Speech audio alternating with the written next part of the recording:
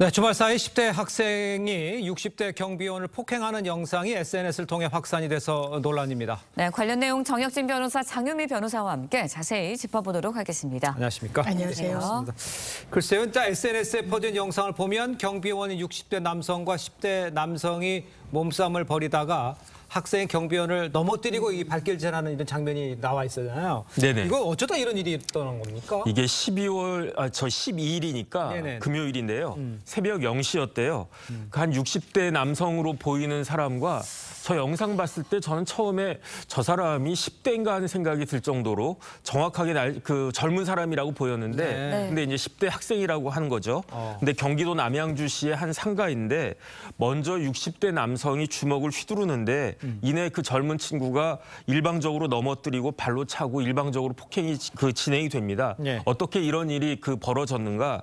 한밤중에 10대 일행들이 상가에서 소란을 피우니까 그 60대 경비원 아저씨가 그 어린 학생들을 훈계하다가 예. 이렇게 이제 몸싸움까지 일어난 것 같고요.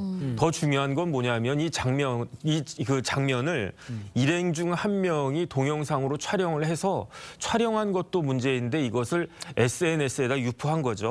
이 SNS에서 이 동영상을 본 그 어떤 시민이 경찰에 신고해가지고 이 사실이 경찰에 입건까지 된 것이 아닌가 싶습니다. 그렇군요. 네, 일단 경찰은 해당 학생을 입건한 것으로 알려졌습니다. 하지만 피해 경비원 처벌을 원하지 않아 한다고 알려졌거든요.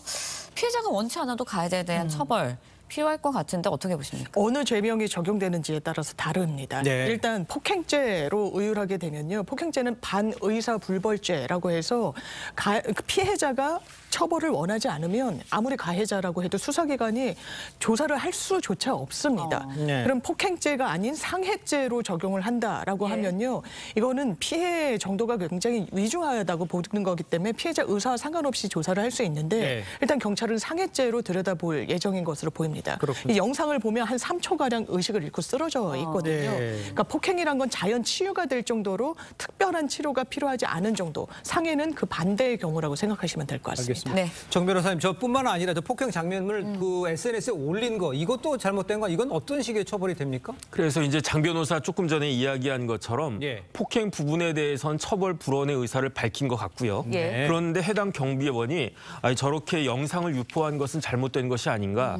여기에 대해선 처벌해달라고 요청을 했다라고 하는데 제가 정보통신망법을 찾아봤더니 명예훼손죄에 해당할 수 있을까 하는 생각은 들어요. 그런데 정보통신망법의 명예훼손은 비방할 목적이 있어야 되는 거거든요. 그렇기 때문에 일반 명예훼손죄보다는 조금 더 요건이 구성 요건이 까다롭기 때문에 그 검찰이나 법원에서 어떻게 판단할지 봐야 될 것 같고 그밖에 정보통신망법에 공포심이나 불안감을 유발하는 영상을 올리면 안 된다. 그런데 저 영상이 과연 공포심이나 불안감이 유발되는가? 그다음에 범죄를 방조하는 내용이 있어서도 안 된다. 그런데 폭행에 대해서는 이제 그 처벌 불원의 의사를 밝혔기 때문에 이게 이제 정보통신망법상의 처벌 대상이 될지는 법적으로 조금 더 상세한 검토가 필요하지 않을까 하는 생각이 듭니다. 네, 그런데 영상 유포자인 A군의 친구, 경비원과 합의가 된 결투였다라는 글을 SNS에 올리기도 했습니다. 네. 근데 이 학생의 주장대로라면 이것 또한 또 논란이 될 수 있을 것 논란이 같거든요. 되고 있죠. 그대로 믿기가 좀 어려운 측면이 있어서 그런데요. 이 네. 친구가 올린 걸 보면 그렇습니다.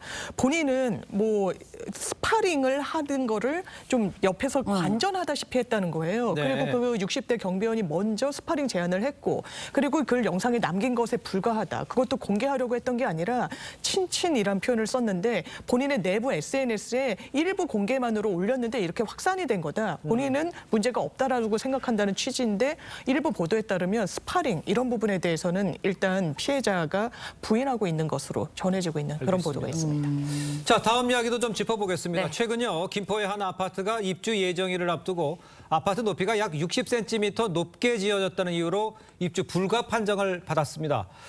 갈 곳이 없는 입주 예정자들 아주 날벼락을 맞은 셈인데 이 60cm 때문에 요것만 때문에 허가가 안 된 겁니까? 그러니까 김포의 아파트인데 8개 동에 399짜리 399가구 아파트인데 네네. 김포엔 뭐가 있습니까? 공항이 있지 않습니까? 네. 그런데 공항법상으로는 4km 이내에는 그 건물의 높이가 뭐 꼭 아파트가 아니더라도 건물의 그 고도 제한이 있는데 57.86m까지래요. 이게 국제 민간 항공 기구의 기준이고 그다음에 우리나라 공항 시설법상의 기준이기도 한데 네. 왜냐하면 이제 비행기가 날아다녀야 되니까 그렇겠죠. 그러니까 이제 고도 제한이 문제가 되는 거죠. 그런데 이 아파트는 4km에서 100m가 더 가까운 김포공항과 네. 3.9km 그 거리에 있는 아파트이고 그런데 이제 아파트 높이가 87.86m까지 이어야 하는데 네. 63에서 69cm가 더 높아가지고요. 58m 이상이 되는 거예요.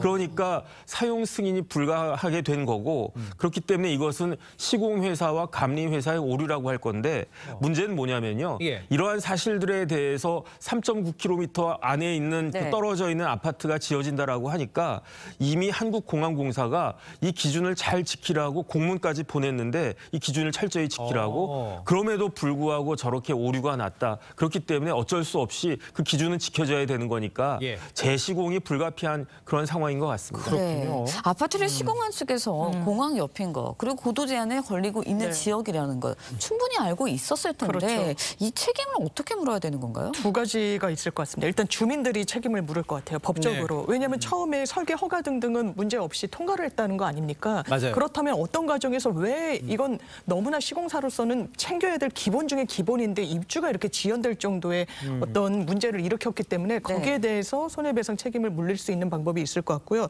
또 하나는 김포시에서 문제를 삼을 수 있는 겁니다. 예. 김포시에서는요. 준공 보고서를 허위로 제출한 혐의도 있을 것으로 보인다라는 취지로 형사 고발 조치하기로 했거든요. 예. 이 부분과 관련해서도 한번 들여다볼 여지가 많은 것 같습니다. 근데 이제 당장 입주 예정자들 같은 경우에 당장 갈 곳이 없는 분도 있다고 하는데 이런 사람들에는 어떤 대책이 있습니까? 그러니까 1m 한 70cm 정도를 낮춰야 되지 않습니까? 그러니까요. 예. 가장 쉬운 게 승강기 탑 등을 재시공하면 된다라고 하는데 아, 그래요? 이런 경우에도 한 2개월 정도 시간은 걸린대요. 그런데 네. 사람이 이제 이사 가려면은 기존에 살던 집은 비워줘야 되지 않겠습니까? 네. 그런데 들어갈 집이 없으니까 다른 집을 찾아야 되는데 그러려면 이제 제일 좋은 건 아파트를 찾는 건데 단기 임대 아파트는 찾기가 어려울 거고 예. 그럼 원룸이나 레지던스 같은 것들을 찾아야 되는데 굉장히 불편할 거고 거기에다가 돈 문제도 있어가지고요.